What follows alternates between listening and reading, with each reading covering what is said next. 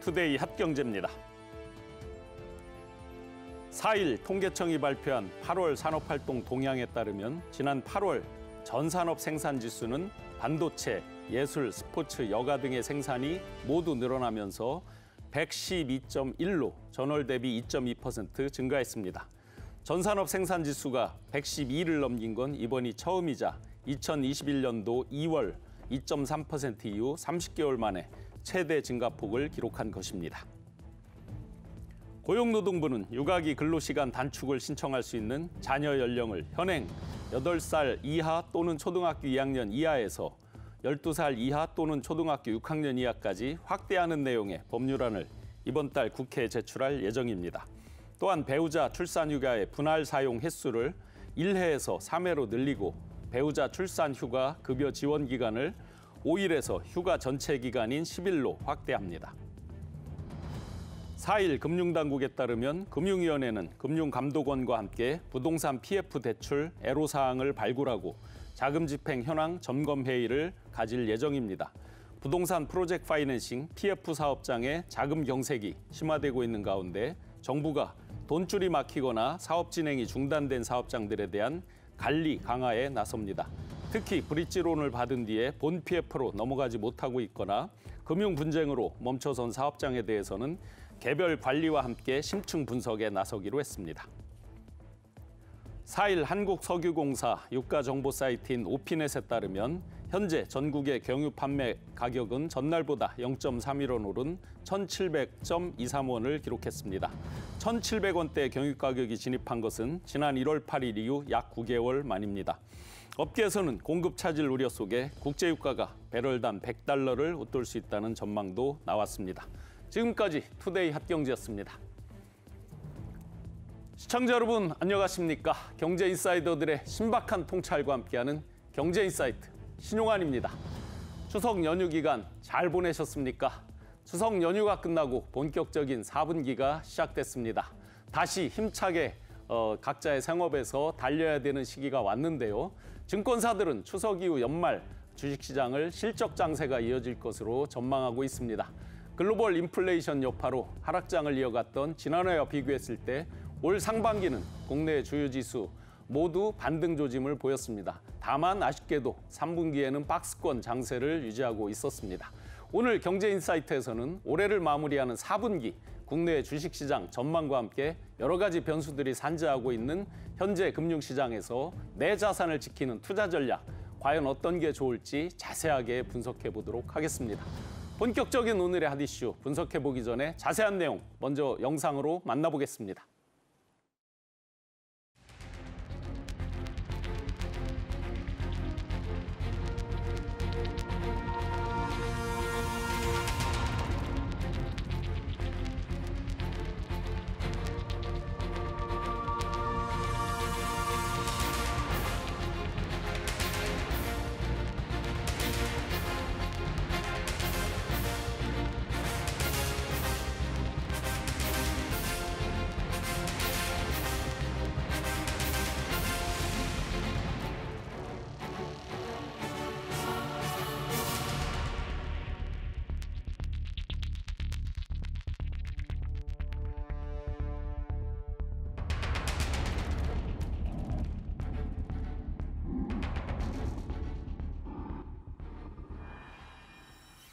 오늘 주식시장의 큰 하락으로 걱정하고 계신 분들 많으실 텐데요. 4분기 주식시장 전망, 실제 현장에서 전문가로 떼 계신 두 분 소개해드리겠습니다. 염승환 이베스트 투자증권 이사, 염정 하이투자증권 차장 함께합니다. 예, 반갑습니다. 고맙습니다. 오늘 아마 걱정들이 많으실 겁니다. 주식시장이 많이 하락하고 있고 국내외 여러 변수들이 이제 계속해서 크게 하방 밑으로 경직적으로 이렇게 움직이고 있어서 많은 분들이 걱정을 하고 있는데요. 정부는 올해 경제를 상저하고로 예상했죠. 근데 많은 분들이 이제 농담도 합니다. 상저하고냐라고 이제 농담을 할 정도로 많이 여러 지표들이 어렵습니다. 여러 가지 변수도 어려운데 증권업계도 국내 증시가 상저하고의 흐름을 보일 것이다라고 예측을 했었었죠. 그런데 이제 지금 연초에는 굉장히 가파르게 오르는 그런 시장 상황을 보이다가 중반 후반으로 가면서 약간씩 힘이 빠지는 그런 이제 추세에 있습니다. 지난 9월까지 증시와 증시 상황을 분석해보고 앞으로 전망을 해보도록 하겠습니다. 이사님, 계속 상저하고 주식시장도 마찬가지로 전망을 했는데 지금 전반적으로 9월까지 상황 그리고 앞으로 전망 기본적인 상황 어떻습니까? 사실 이제 작년 연말만 해도 대부분 이제 상저하고 네네. 이렇게 좀 예상들을 하셨는데 뭐 이 상고 하저로 지금 약간 분위기가 좀 바뀌어가는 그런 모습인 네네. 것 같고요. 한 7월까지는 증시가 상당히 좀 좋았거든요. 이제 7월까지만 해도 또 미국의 긴축도 아마 종료될 것 같고 또 2차 전지라든가 주요 산업들의 뭐 주가 움직임도 워낙 좋아가지고 상반기부터 7월까지는 좋은 움직임들이 좀 나왔고 사실 저는 올해를 상반기를 보면 가장 결정적인 순간은 네. 제가 봤을 때는 실리콘밸리 뱅크가 좀 파산한 거. 예, SBB 그게 좀 컸던 것 같아요. 파산할 사실 때. 예. 그게 파산하면서 또 리스크가 커지는 거 아닌가 싶었는데 그로 인해서 유동성이 좀 투입이 됐거든요. 네네. 그래서 오히려 이제 국채 금리도 떨어지고 하면서 미국의 나스닥의 빅테크 중심으로 해가지고 네. 주가가 이제 크게 상승하면서 그게 이제 연결이 됐는데 이번에 이제 갑자기 또 하고가 아니라 이제 하조로 분위기가 좀 급변한 이유 중에 하나는 결국 금리가 좀 문제인 것 같아요. 네. 그러니까 주식시장에서는 유동성이 제일 중요하거든요. 근데 이 유동성을 결정하는 거는 이제 연준의 금리 정책인데. 네. 이게 사실은 이제 내년 상반기부터는 많은 사람들이 금리 인하 들어가겠지 네. 이렇게 예측을 하고 있었고 잭슨홀 미팅까지만 해도 파웰 의장의 연설을 봤을 때는 우리 예상대로 되고 있다 네. 이렇게 생각을 했는데 갑자기 FOMC에서 바뀌어버린 거예요. 네. 점도표도 내년에 오히려 더 상향됐고 네. 지금 연준의 예상대로면은 내년 4분기 돼야 금리 인하할 것 같고 또 우리 이제 연휴 기간에 이렇게 쉬고 있는 가운데서 나온 이제 연준 위원들의 발언을 보니까 올해 한 번 더 올리는 데다가 내년에 금리 인하해도 한 번 정도밖에 안 할 것 같다. 네, 굉장히 매파적 발언들이 많았죠. 그런 이제 발언들이 자꾸만 쏟아지고 또 경제 지표는 또 좋게 나오고 이러다 보니까 증시가 이제 금리에 민감하게 반응을 좀 하면서 충격을 받고 있고 미국의 국채 금리가 5%인데 미국의 S&P 500 지수의 수익률이 5% 정도 되거든요. 이게 비슷해요, 사실 채권하고. 별 차이가 없으니까 사람들 입장에서는 당연히 주식보다는 또 채권을 선택할 확률이 높아졌고 또 거기에 한국 증시에 또 약간 이제 힘든 점은 환율이 또 너무 높습니다. 지금 1,360원까지 올라선 핑달러라고 하죠. 거기에 또 우리나라는 유가에 되게 민감하잖아요. 근데 지금 유가가 90달러까지 올라온 상황이고 이런 부분들이 어쨌든 증시에는 당연히 악재고 또 오늘 뭐 이슈가 있었지만 미국의 하원 의장이 해임되는 또 참 초유의 사태까지 발생하다 보니까 정치적인 불확실성도 커져버렸고 그나마 좋아진 거는 사실 좀 이제 중국의 부동산 리스크가 그래도 조금 이제 안정감을 찾고 있거든요. 그게 사실은 좀 악재긴 했는데 그게 좀 잠잠해지긴 했지만 이 나머지 악재들이 지금 해소가 되지 않으면서 증시가 이 4분기 첫날부터 굉장히 좀 힘들게 시장을 했다라고 좀 보시면 좋을 것 같습니다. 네. 차장님 이렇게 이제 지금 분석해 주셨듯이 국내외 불확실성 여러 변수들이 정말 많거든요. 그러다 보니까 이제 예측 밴드들을 2,300 또는 2,350 정도부터 뭐 높아봐야 2,600선 이렇게 이제 코스피를 예상을 하던데 이렇게 낮게 예측하고 하는 주 요인들은 어떤 것들이 있나요? 네, 일단 앞서 말씀을 해주신 대로 연초에 이제 이 코스피 기준으로는 2,200선에서 시작했습니다. 그래서 7월 가장 고점, 7월 말 고점이 2,650이었고요. 이제 그 선에서 사실은 지금 상방이 좀 막혀 있었던 거에 대한 좀 답답함이 좀 있었습니다. 지수 자체가 하방은 어느 정도 지지는 했었는데 상방이 2,650에서 코스피가 막혀 있다 보니까 추가적인 상승 우리 4분기에 가능할 것인가라는 좀 답답함이 있었는데 오히려 이번에는 하방을 더 뚫고 내려가는 모습이 나타났습니다. 그간에는 지수가 박스권 내에서 3분기에 움직였더라도 하방을 좀 받쳐줬지만 오늘 같은 경우에 우리가 예상 밖의 좀 폭락장이 나타나고 있어요. 물론 연휴 기간 동안 우리가 영업일 기준으로 4거래일 쉬었고 미국장 같은 경우는 5거래일이 이어졌는데요.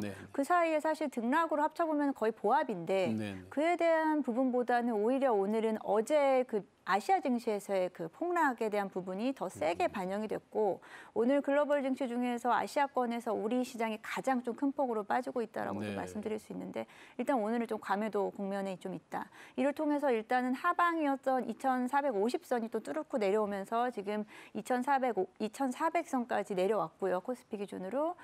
지금 증권가에서 이야기하고 있었던 2,400선이 뚫고 내려오면서 일단 하방은 2,350 정도까지 다시 한번 좀 낮추게 되고 상방은 더 이상 높일 수가 없는 상황. 그러다 보니까 코스피 밴드가 2,350에서 한 2,650 사이 정도에서 조금은 좀 넓습니다만 지금 1년간의 흐름을 보게 되면 최근 3분기 동안 흐름을 보게 되면 하방과 상방을 일단 잡고 좀 넓게 잡고 가야 되는 4분기가 아닐까라고 생각하고 있습니다. 그러면 차장님께서는 뭐 상방은 그렇다 치고요. 하방을 어느 정도까지 예상하십니까? 네, 저는 사실 오늘의 이런 좀 폭락은 예상 밖이다라고 좀 생각을 하고 있고요. 좀 다소 조금 공포감에 과매도 국면이지 않나라고 좀 보고 있습니다.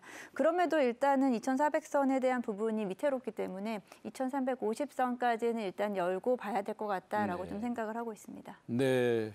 이사님은 그 상방 하방 어느 정도 4분기 예상하십니까? 사실 이제 하방을 참 예측하기 좀 어려운데 이제 2,400이 또 이제 깨질 분위기고 사실 뭐 내일 깨져도 이상할 건 없거든요. 지금 분위기가. 근데 일단 뭐 2,350도 갈 수 있지만 저는 이제 밸류로 보면 지금 충분히 낮아진 건 사실이기 때문에 2,400도 충분히 좀 저렴하다. 다만 이제 돌리는데 시간이 걸리니까 그게 조금 이제 돌아서서 우리가 원하는 건 2,600, 700을 가는 건데 그 시기가 좀 지연됐다는 게 좀 아쉽고 다만 여전히 저는 뭐 2,700도 좀 남아있다고 생각을 하는 게 금리만 안정화되면요.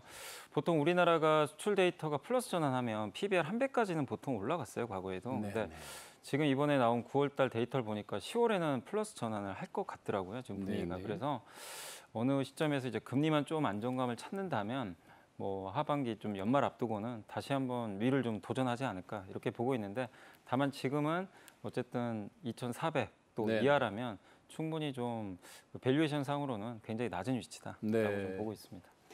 네, 이렇게 코스피 시장에서 하락 방향의 최저점은 좀 더 여유 있게 열어두고 좀 생각하는 게 판단하는 게 좋지 않겠느냐. 그리고 상승 방향의 정점 2,600선 정도를 예측을 해주셨는데 특히 그 하방, 하락 방향의 저점에 대해서 좀 더 주의 깊게 보셔야 될 것 같습니다. 차장님, 그런가 하면 이제 코스피만 있는 게 아니라 코스닥도 있는데 코스닥은 더 크게 영향을 받을 것 같거든요. 변동성도 더 클 것 같고 코스닥 시장은 어떻게 보십니까? 네, 사실 이번 이제 8월, 9월장이 하락 장세였습니다. 8월, 9월에서 코스피 쪽보단 코스닥 쪽의 하락폭이 더 컸다라고 볼 수 있는데요. 그 실질적으로 좀 체감되는 부분도 코스닥 쪽이 더 컸던 부분이 코스닥은 시총 상위 종목들의 하락 흐름이 좀 강했습니다. 아무래도 코스닥 시총 상위 종목들 10개 중에서 5개 종목은 거의 이제 2차 전지 종목이다라고 보시면 될 것 같고요. 뭐 에코프로비엠, 에코프로, 포스코 DX, LNF 등이 이제 2차 전지 코스닥 2차 전지 종목 중에 코스닥 상위 종목들을 차지하고 있는데 이에 대한 하락폭이 사실 좀 워낙에 좀 컸어요. 그러다 보니까 좀 부담스러웠었던 부분이 있고요. 그래서 이제 그렇다고 해서 지금 8, 9월의 하락분이 빠르게 또 회복될 수 있느냐라는 부분은 사실은 조금 보수적으로 보셔야 될 것 같습니다. 그래서 지금 시장의 흐름 다 같이 코스피, 코스닥 다 빠지고 있지만 상대적으로 4분기에 더 좋을 부분은 좀 코스피 쪽이다라고 좀 보고 있고요. 그에 대한 부분은 코스닥 상위 종목들 2차 전지라든지 그리고 뭐 레인보우 로보틱스 같은 로봇주들이 단기간에 급등한 부분을 대부분 다 돌려놓은 상태이기 때문에 이 부분이 다시 또 반등이 그만큼 나오기는 좀 쉽지 않은 상황이다라고 볼 수 있고요.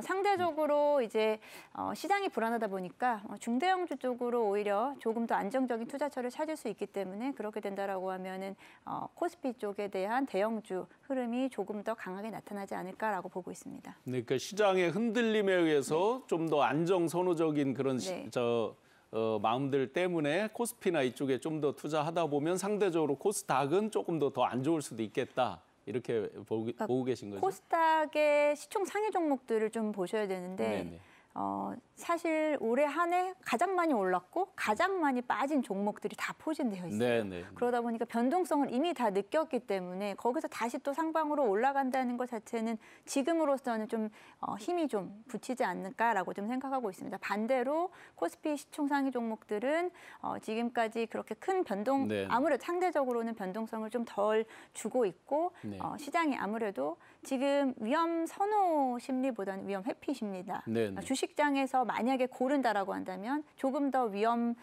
회피할 수 있는 곳은 코스피 쪽이다라고 보시면 될 것 같습니다. HLB 등등을 포함해서 코스닥 시장에서 시총 상위 종목들 중에서 4개나 이제 코스피로 이전하겠다 이렇게 지금 발표를 하고 있잖아요. 그러면 코스닥의 매력도가 혹시 더 떨어지는 건 아닌가요? 네, 지금 말씀하신 시총 상위 종목군 중에서 포스코 DX라든지 LNF, HLB 같은 종목들이 코스피 이전 상장에 대한 이야기가 나왔고 그에 대한 부분이 주가에 한두 차례씩 다 반영이 된 상태고요. 그렇기 때문에 그에 대한 이슈로 또다시 이렇게 해당 종목들이 같이 세게 움직인다거나 그럴 수 있는 지금 시장의 흐름은 좀 아니다라고 봤을 때 일단은 이런 종목들이 지금 당장 그렇다고 코스피로 이전하는 건 아닙니다. 네네. 하지만 지금까지의 그런 어떤 모멘텀이 조금 좀 둔화될 수 있다라고는 좀 볼 수 있겠습니다. 네. 그런가 하면 상반기 주식시장을 주도한 것은 역시나 테마주 광풍이었죠. 초전도체 등등의 테마주도 있었지만 역시나 테마주 광풍을 주도한 것은 2차 전지였습니다. 그런데 최근에 추풍낙엽 2차 전지라고 불릴 정도로 가격이 많이 조정을 받고 있습니다. 이사님, 그 하반기에는 2차 전지나 이런 테마주를 주도했던 종목들이 더 하락할 거라는 전망도 있는데 어떻습니까? 이미 많이 하락을 했기 때문에 여기서 더 빠진다 그것도 좀 이렇게 만만치는 않아 보이는데 다만 이제 아까 말씀하신 대로 오르기가 좀 만만치가 않아요. 그러니까 쉽지 않은 게 모멘텀이 이제 약하다. 모멘텀도 약해졌지만 사실 올해 2차 전지를 이렇게 이끌었던 주체가 바로 개인 투자자분들이거든요. 근데 개인 투자분들의 지금 최근에 동력이 많이 약화됐고 고객 예탁금이 많이 떨어져 있습니다. 거기다가 항상 이제 연말마다 반복되는 그 양도 차익과세, 대주주 10억 이상 이제 자기가 주식 갖고 있으면 세금을 내야 되니까 대주주로 간주를 하는 거죠. 간주를 해서 이제 회피성 물량을 내놓는데 그게 보통 10월부터 시작을 하거든요. 그러다 보니까 그게 연말까지 이어지는데 주로 그러니까 내가 세금을 낸다는 건 뭐죠? 수익이 낮다는 얘기인데. 근데 많이 오른 기업들은 그 매물 압박에서 매년 이게 자유로울 수는 없었는데 올해 특히 2차 전지 내에서도 이제 양극재 기업들이 굉장히 많이 올랐잖아요. 그러다 보니까 2차 전지가 좀 이 수급 면에서도 좀 연말까지는 좀 우호적이기가 좀 어려운데 여기서 물론 이제 외국인하고 기관이 바톤 터치 해가지고 주가 2차 전지에 대해서 또 매수를 해준다면 분위기가 달라지겠지만 사실 지금 당장 모멘텀이 좀 없는 상황에서 그러기도 쉽지 않고 근데 최근에 어쨌든 이제 이런 동력이 떨어진 가운데 오늘 2차 전지가 유독 낙폭이 또 컸던 이유는 미국의 이제 정책 이슈가 좀 있는 것 같아요. 그러니까 이제 지금 미국의 민주당과 공화당이 지금 합의가 지금 잘 안 되고 있죠. 임시 예산안 통과됐지만 어차피 45일짜리밖에 안 되고 결국 공화당이 주장하는 건 그거거든요. 줄여라. IRA든 뭐든 이제 재정 지출 줄여야 된다. 그러니까 친환경에 대해서는 좀 굉장히 부정적이에요, 공화당은. 근데 그걸 양보하기 좀 싫은 것 같고 민주당은 양보 당연히 못 하죠. 근데 만약에 합의가 돼서 예산이 조금이라도 삭감이 된다면 전기차 동력에는 당연히 악재가 될 수밖에 없고 또 최근에 이제 미국에서 자동차 회사들 좀 파업하고 있잖아요. 파업하고 있죠. 근데 거기에 지금 공화당이나 지금 이제 트럼프 대통령이 한 목소리로 외치는 게 전기차 때문이다. 이렇게 파업을 할 수밖에 없는 건 전기차의 모든 혜택이 돌아갔다. 이런 식으로 주장을 하니까 이렇게 되면 지금 바이든 대통령 지지율은 떨어져 있고요. 이 상황에서 만약에 트럼프 대통령이 당선이 된다면 친환경 관련된 산업들에 대한 이제 동력이 완전히 훼손이 돼버리는 거죠. 근데 그거는 누구도 알 수 없지만 지금 어쨌든 시장은 작년과 지금이 좀 다른 점은 미국 정책에 확신을 지금 사람들이 못 갖고 있어요. 그러니까 작년만 해도 IRA 법안 통과되고 2차 전지 중국 어차피 이제 못 들어올 거고 이제 한국의 동무대다. 그래서 엄청난 밸류를 받으면서 급등을 했는데 이게 지금 1년 후에는 지금 상황이 좀 갑자기 바뀌어버리고 있거든요. 거기다가 요새 전기차 재고 이슈도 좀 있고 그래서 이런 것들에 대한 이제 이슈들이 좀 잠잠해져야 되거든요. 좀 완화가 되든가. 근데 그렇게 되려면 또 시간이 좀 필요하잖아요. 그래서 앞으로 10월 말에 또 2차 전지 기업들 실적 발표도 있는데 실적도 지금 나오는 전망들을 보면 굉장히 좋진 않아요. 대부분 좀 부정적이라서 그래서 10월까지는 조금 힘든 좀 2차 전지 흐름이 좀 나오지 않을까 이렇게 예상을 하고 있습니다. 우리나라가 주력으로 이제 반도체에 이어서 주력으로 앞으로 치고 나가야 될 분야인데 좀 더 화랑이 좀 되면 좋겠습니다. 이렇게 이제 테마주 열풍이 불 때 2차 전지 등등의 이제 여러 테마주 열풍이 있었는데요. 실제로 그러면 이제 앞으로 계속해서 더 잘 될 기업들이 있을 거고 잘 될 종목들이 있을 거고 또 지금이라도 로스컷을 해야 될 종목들이 있을 텐데 그런 종목들의 특징, 차이점 이런 건 어떤 포인트로 좀 살펴봐야 될까요? 네, 저도 지금 2차 전지 말씀을 앞에서 너무 많이 잘 설명해 주셨는데 저 역시도 비슷한 관점입니다. 2차 전지라든지 그 전기차 시장, 먼저 이제 말씀드릴 부분이 2차 전지랑 전기차 시장 자체가 지금 성장이 올해 들어서 좀 둔화세가 나타나고 있습니다. 예.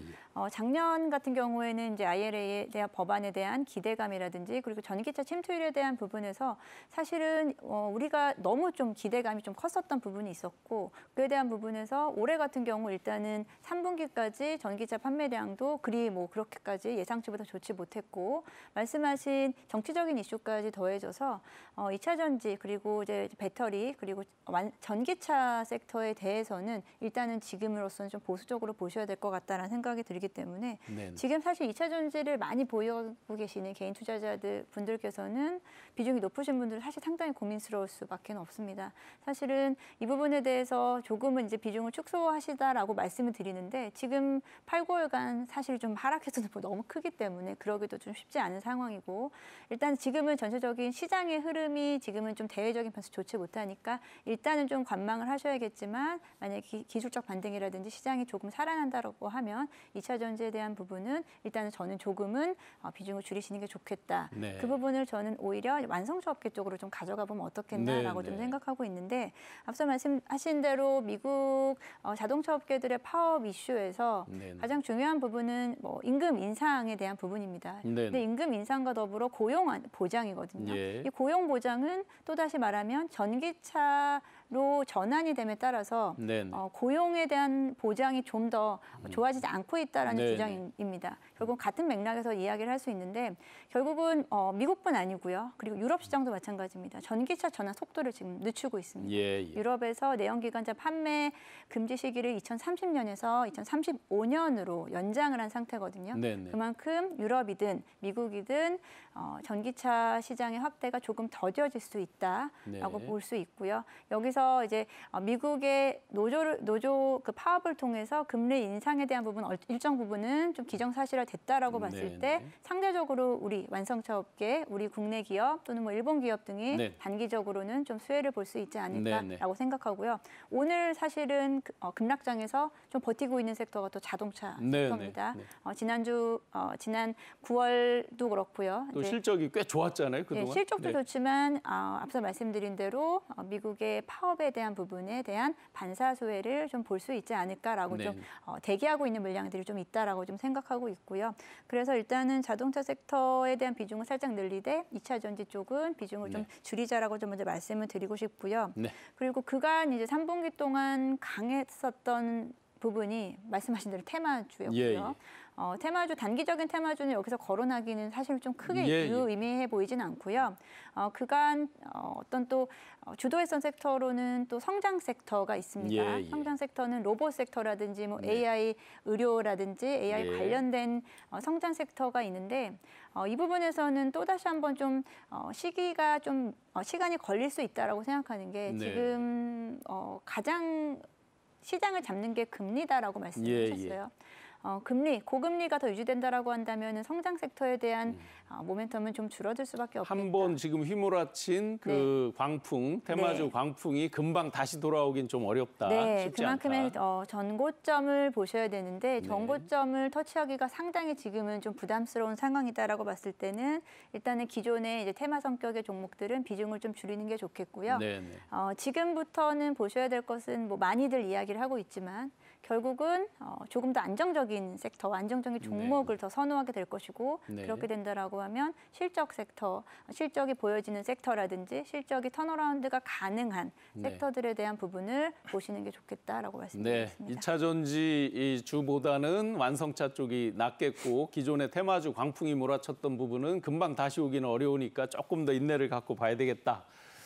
이제 4분기가 시작하면서 증시의 시계도 빠르게 돌아갑니다. 이번 주를 시작으로 이제 본격적인 3분기 실적 발표가 진행되는 소위 어닝 시즌에 돌입하게 됩니다. 증권사들이 내다본 코스피 3분기 실적은 영업이익이 50조 원으로 지난해 같은 기간보다 약 13% 정도 감소할 것으로 보고 있고요. 순이익은 약 32조 원으로 추정되면서 17.7% 정도 감소할 것으로 그렇게 예상이 되고 있는데요. 실적에 따라서 울고 웃는 업종으로 크게 나누어질 것 같습니다. 실적 장세로 시작하는 4분기, 과연 어떤 업종에 주목해야 되고 어떤 투자 전략으로 우리가 접근을 해야 될지 준비한 영상 보신 후에 계속 이어나가겠습니다.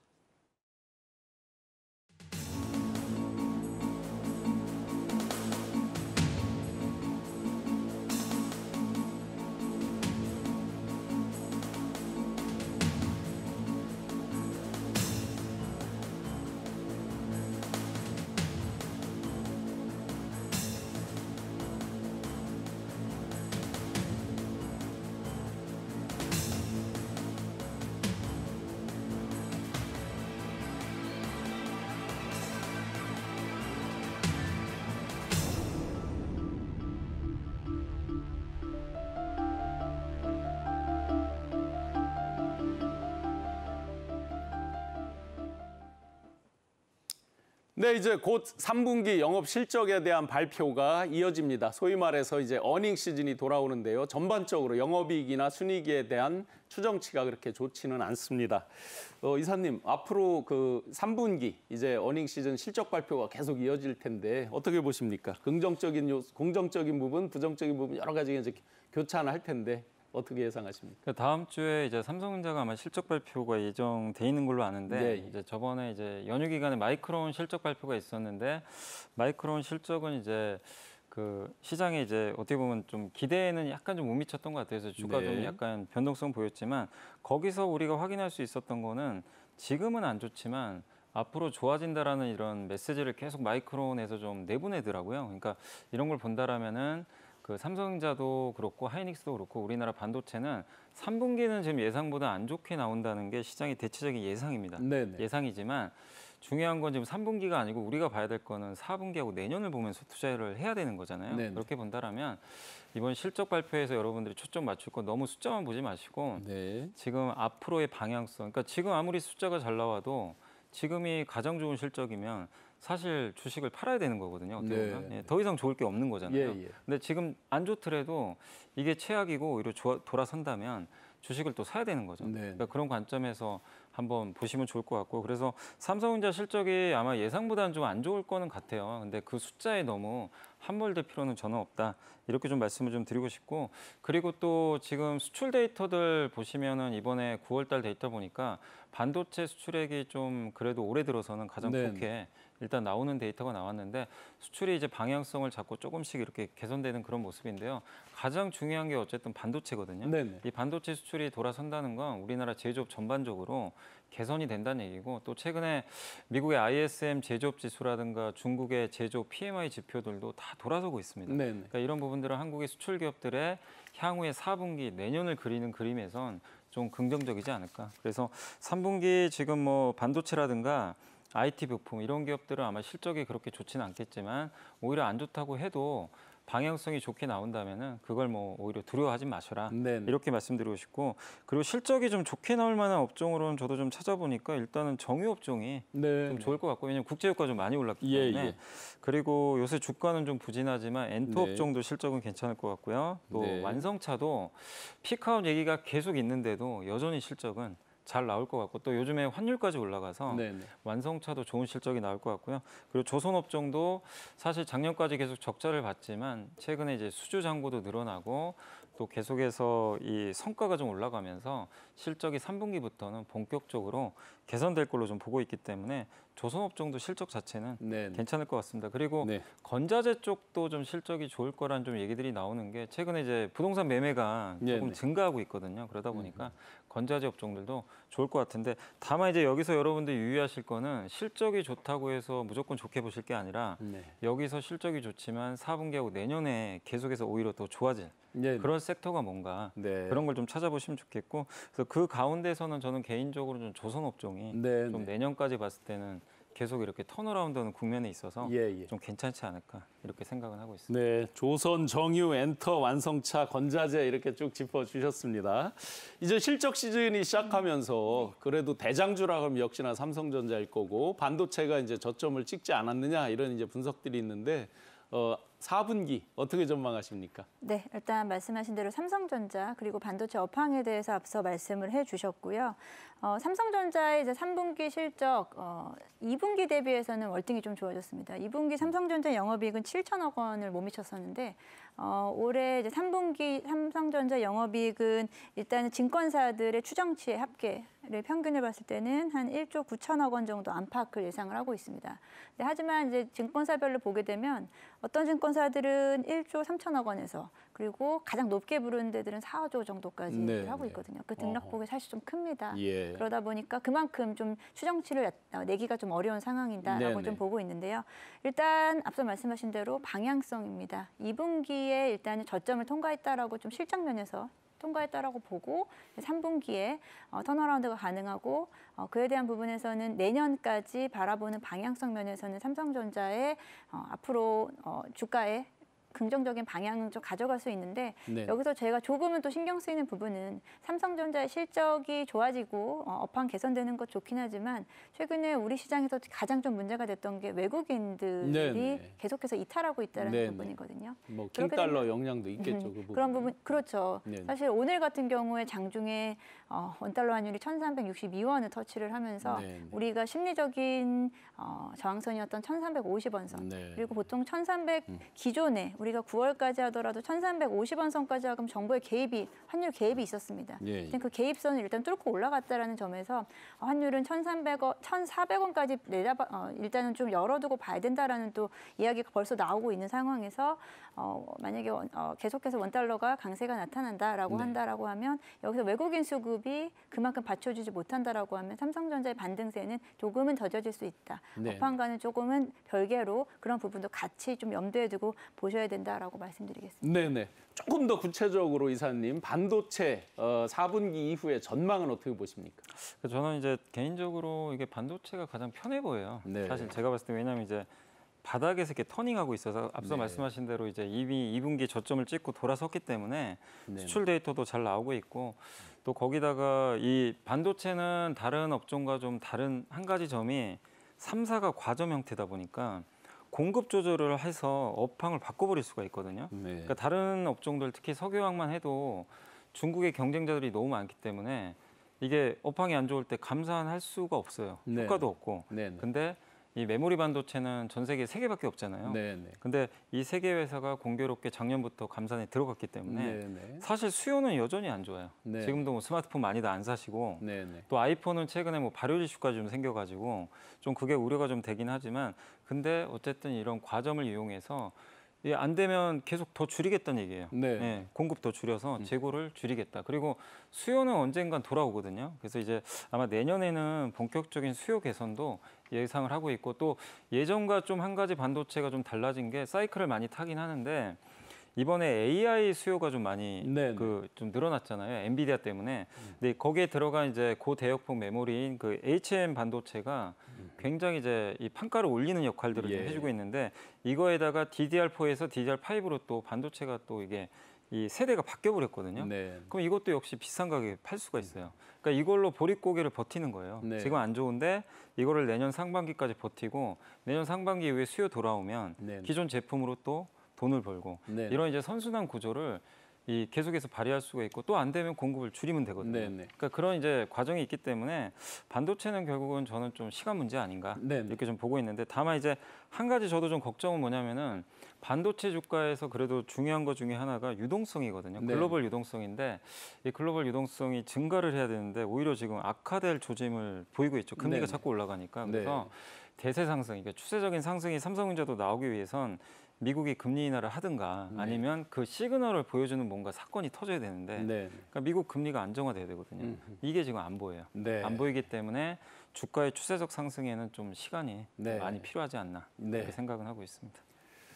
네, 원론적인 이야기지만 그 주식은 꼭 실물 경제와 같이 가진 않죠. 선행지수인 경우도 많고 그런 상황에서 우리 대한민국 증시가 너무 저평가, 밸류에이션이 낮은 거 아니냐라는 일각의 시각도 있습니다. 그래서 지금부터 주식시장에 들어가야 되는 거 아니냐 이런 의견들도 많이 있습니다. 차장님, 지금 들어가도 되겠습니까? 일단은 제가 좀 구분을 할게요. 네네. 지금 입문하시는 분들 있죠. 네네. 처음 하시는 분들은 지금 들어가시기는 어려운 시장입니다. 아하, 네. 지금은 상승장이 아니에요. 보통은 이제 초보자들, 네네. 초보자분들, 투자자분들께서는 상승장에서 들어가시는 게 편하고요. 예. 지금은 일단은 하락 박스권 장세에서 좀 움직일 것 같습니다. 그렇기 때문에 지금 입문하시는 분들은 조금은 대외적인 변수라든지 그리고 우리가 뭐 경제 지표 이런 것들까지 고려될 상황이 너무 많은 상황입니다. 이러한 상황은 사실은 뭐 거의 1, 2년, 2, 3년 동안 지속된 부분이거든요. 그 사이 동안 많은 투자자분들은 학습이 된 부분이 있습니다. 네. 이러한 변수가 나오면 이러한 어떤 경제 지표가 나오면 어떻게 반응을 한다라는 부분들은 이미 학습이 됐지만 그게 좀 되지 않으신 분들께서는 지금은 조금 관망하시는 게 전 좋다라고 좀 생각하고요. 네네. 지금 이미 좀 학습이 많이 되신 분들 네네. 그리고 많은 경험이 있으신 분들은 지금이 저점 기회인가라고 사실 고민을 많이 하실 거예요. 네. 저 역시도 마찬가지고 그런 상황인데 그렇다고 해서 지금 전반적으로 모든 종목들의 가격이 다 빠졌다고 해서 저평가라고 하기에는 조금 네. 어렵다라고 보고 있고요. 지금 뭐 어떻게 보면 지금이 옥석 가리기가 좀 해야 될 시기라고 네, 생각하고 지금 4분기에 대한 전망만 일단 좀 말씀드리면 우리가 지금 당장 10월 달도 앞서 이야기하기 어려운데 네네. 내년까지 이야기하기에는 아직까지 우리가 넘어야 될 산들이 많이 있습니다. 네. 그래서 일단 10월에 대한 전망, 10월에 대한 좀 이야기를 말씀드리면 지금은 이제 조금씩 시장은 좋지 않지만 실적 종목들은 계속해서 이야기가 나올 겁니다. 그러면 네. 실적 개선주라든지 실적 중심의 종목들을 좀 계속해서 찾으시려는 노력을 하신다라고 네. 하면 그 안에서 주가가 좀 과도하게 많이 빠진 좀 과대 낙폭 종목들 중심으로 접근을 하시면 어떨까라고 생각하고 있습니다. 네. 최근에 이제 입문을 하시는 초보 분들은 이 대내 변수가 너무 많기 때문에 좀 유의를 하셔야 되겠습니다. 이제 최근에 이렇게 이제 어려운 증시 환경에서도 증시를 뜨겁게 달군 것들이 있죠. 바로 IPO 공모주 시장이었습니다. 한 싹을 필두로 해서 두산 로보틱스라든지 레비오 코퍼레이션까지 최근 3거래일 동안 계속해서 이제 최근 대어들이 연이어서 상장을 하게 됩니다. 이사님, 이렇게 이제 IPO 공모주에 대해서 최근에 이제 계속 연일 상장을 하게 되는데 이에 대한 대응은 어떻게 해나가는 게 좋을까요? 이 공모주도 IPO 시장이 2021년도가 제 기억하기로는 굉장히 좀 그때가 화랑이었거든요. 근데 그때 이제 저금리 기조였고 주식시장 유동성도 풍부해서 굉장히 좋았는데 작년에는 IPO 시장이 많이 얼어붙었다가 올해 또 시장이 좋아지면서 좀 좋은 흐름들이 일부 좀 나왔었는데 다만 지금은 이제 IPO가 물론 두산 로보틱스는 어쨌든 이제 워낙 또 많이 알려져 있고 유명하다 보니까 이제 많은 분들이 청약도 하시고 흥행에 성공했지만 이건 좀 특수한 케이스인 것 같고요. 이 금리가 꺾일 때까지는 IPO 시장도 좀 만만하게 좀 흘러가기 좀 어렵지 않나. 이렇게 좀 보고 있습니다. 어쨌든 IPO 이렇게 상장하는 기업들의 또 많은 면면들이 성장주거든요. 네, 근데 이 성장이 담보되기 위해서는 또 금리도 중요한데 이렇게 고금리 상황에서는 또 제값을 받기가 굉장히 어렵습니다. 그렇기 때문에 IPO 시장에 좀 약간의 연말까지 제가 봤을 때 물론 뭐 똘똘한 기업들도 있는데 좀 일시적인 좀 찬바람도 좀 불 수가 있기 때문에 조금 이제 옥석 가리기는 좀 잘 하셔야 될 것 같고요. 다만 이제 내일 두산 로보틱스가 상장을 하게 되거든요. 근데 이제 그게 지금 시장 타이밍이 또 너무 안 좋긴 해요. 근데 이게 또 반대로 생각하면 사람들이 에이 두산 로보틱스는 할까 또 이럴 수도 있습니다. 그래가지고 몰릴 수도 있어요. 또 이게 왜냐면 다 안 좋아 보이니까.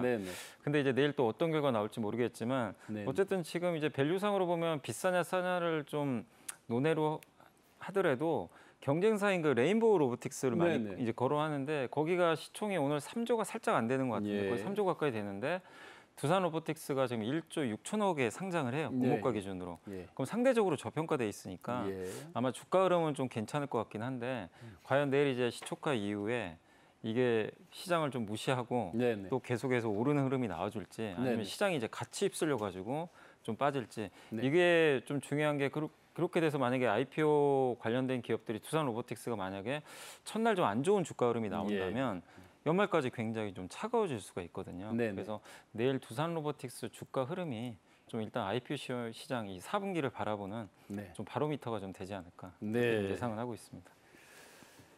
네, 글로벌 증시는 어느 하나처럼 이렇게 연계돼서 같이 움직이죠. 우리 대한민국 증시 가장 크게 영향을 받는 것은 뭐니 해도 미국의 경제 상황과 미국의 금리 그리고 미국의 증시 영향을 많이 받고 있다고 해도 과언이 아닐 겁니다. 이번에 미국이 이제 대내 리스크가 아주 많았었습니다. 신용 등급이 강등되기도 하고 그러다 보니까 이제 연착륙도 어려운 거 아니냐 이런 우려도 있었고요. 또 셧다운 사태에서 이제 잠시 연말까지 이제 임시로 일종의 유예를 한 셈인데 하필 또 이제 하원 의장이 이제 해임되는 사태까지 있었습니다. 그래서 큰 변동성이 있는데 차장님 이렇게 이제 네. 미국 증시 변동성이 굉장히 큰데 앞으로 어떻게 예측하십니까? 네, 사실 우리 연휴 기간 동안 미국 시장에서 사실 이러한 대외적인 변수들이 나타났음에도 불구하고 미국 시장은 생각보다는 네, 그렇게까지 빠지거나 뭐 예. 그러지 않고 사실 좀 상당히 견조한 모습을 저는 보여줬다라고 좀 생각을 하고 있습니다. 미국발 악재 중에서 이제 가장 뭐 중요한 부분은 아무래도 이제 국채금리, 10년물 국채금리가 이제 4.8%를 돌파를 하면서 금리가 계속해서 올라가고 있고 5% 이상까지도 봐야 된다라고 이야기를 하고 있는 만큼 일단 금리적인 이슈가 가장 큰 부분이 될 것 같고요.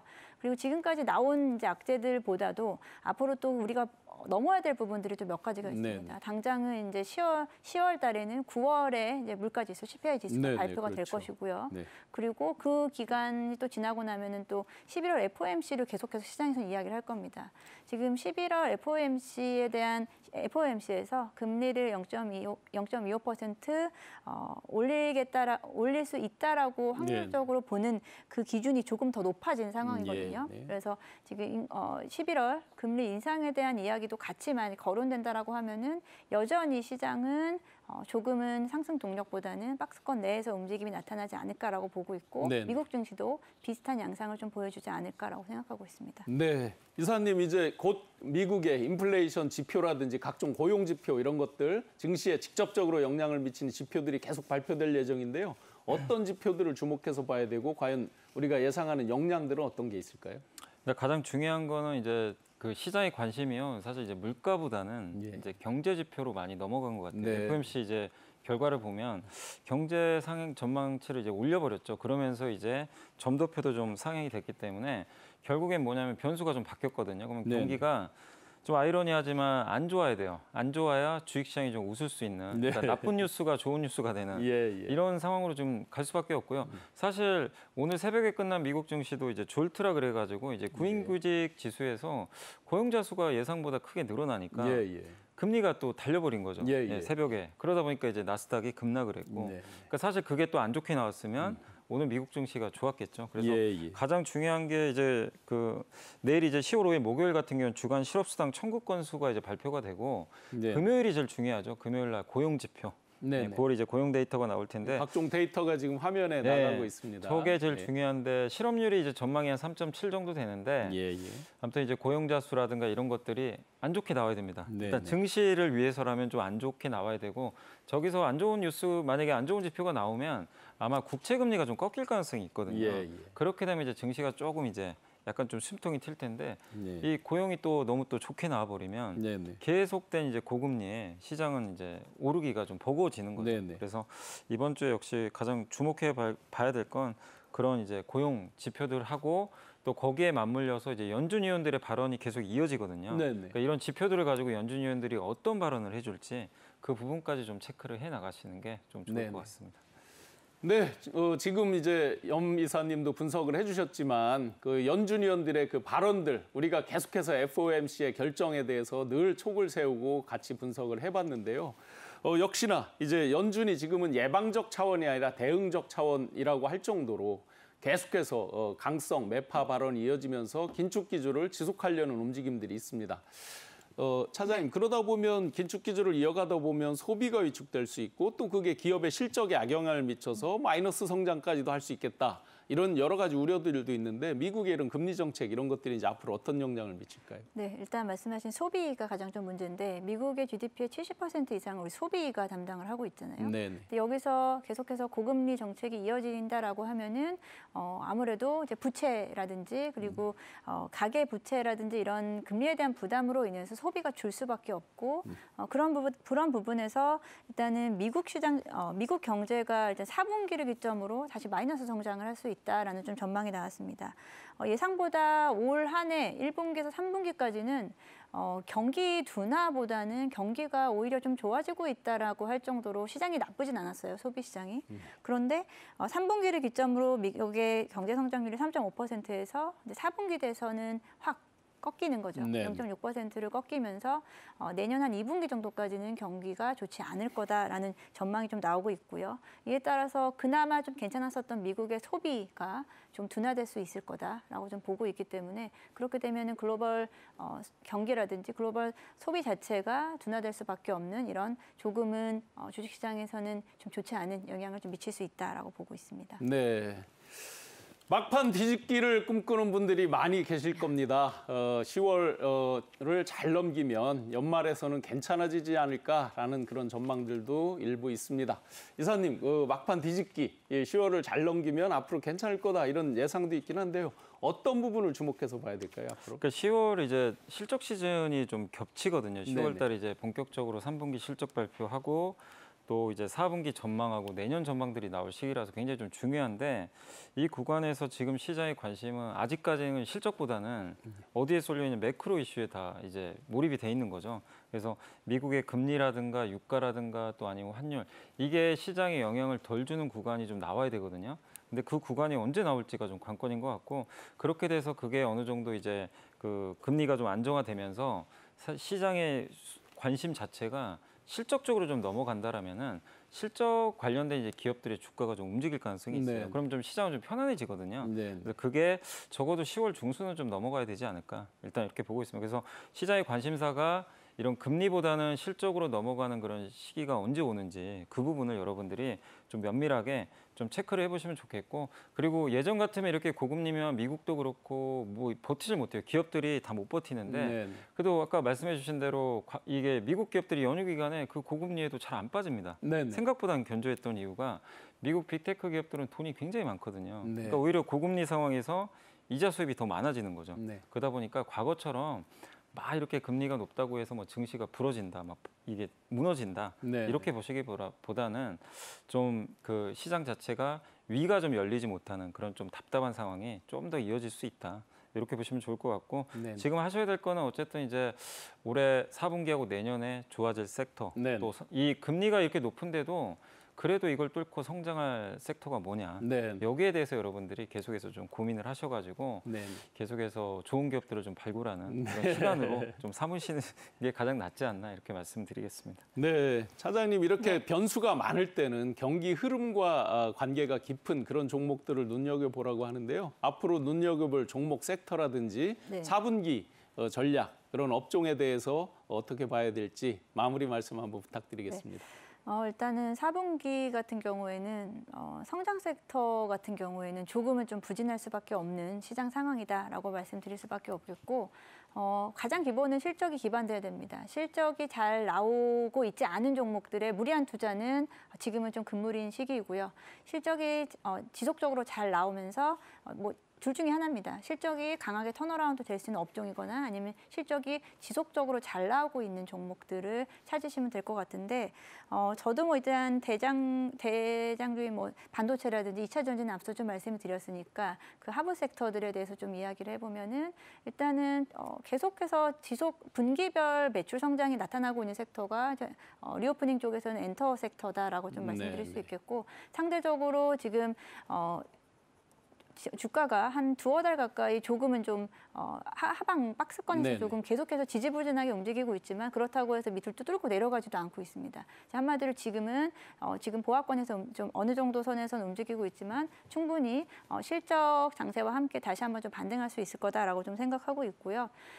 그리고 뭐 정유 섹터 같은 경우도 실적에 대한 부분에서 바로 좀 반등이 가능한 섹터다라고 좀 보고 있고, 그다음에 또 섹터변에서는 일단은 리오프닝 쪽에 대한 부분은 좀 오늘은 좀 폭락을 했지만 리오프닝 쪽에 대한 부분은 실적 턴어라운드 종목들 중심으로 지켜보시면 좋을 것 같습니다.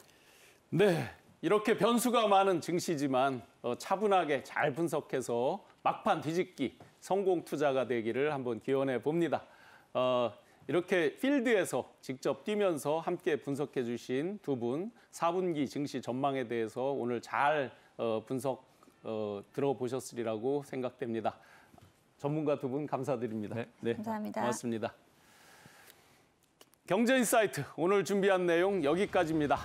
추석 연휴 전인 9월 26일 정부가 부동산 프로젝트 파이낸싱에 대해서 그 대책과 비아파트 공급 활성화, 3기 신도시 신축 추진 등의 계획을 담은 두 번째 부동산 공급 정책을 발표했습니다.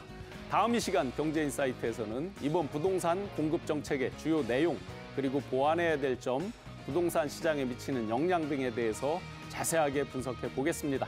오늘도 함께해 주신 시청자 여러분 고맙습니다.